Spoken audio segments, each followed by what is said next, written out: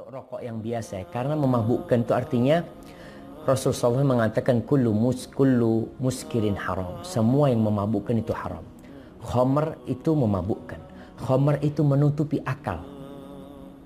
Akalnya tertutupi. Sehingga orang itu tidak sadar dengan yang dia ucapkan. Akalnya ketutup.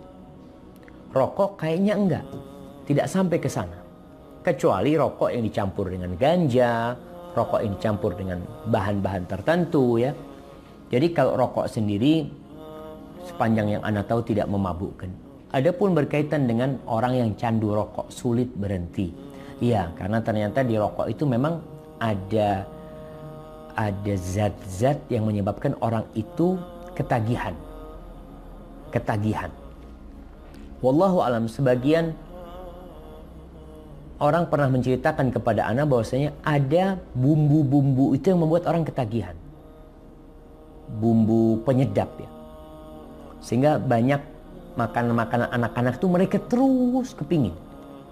Seperti itu. Nah, rokok ini mungkin ada zat yang sama seperti itu yang membuat orang ketagihan.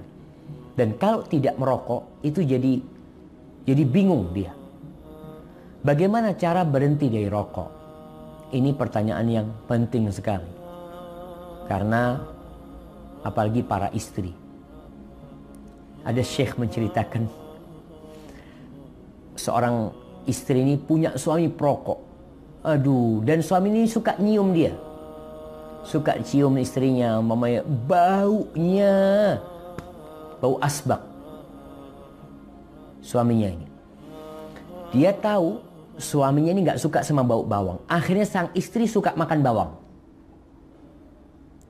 Jadi kalau suaminya dekat mencium dia, suaminya nggak jadi cium. Karena bau bawang. Apa kata suaminya? Kau jangan makan bawang. Aku nggak suka, kata dia. Kata istrinya, aku berhenti makan bawang kalau kau berhenti ngerokok, kata dia. Bawang habis, rokok habis. Itu seorang istri yang saya ceritakan hal itu. Jadi berhenti ngerokok ini yang dibutuhkan pertama kali adalah niat dan tekad yang bulat untuk berhenti. Bukan ngurangin, tapi berhenti. Soalnya kalau hanya ngurangin akan balik. Tapi niat.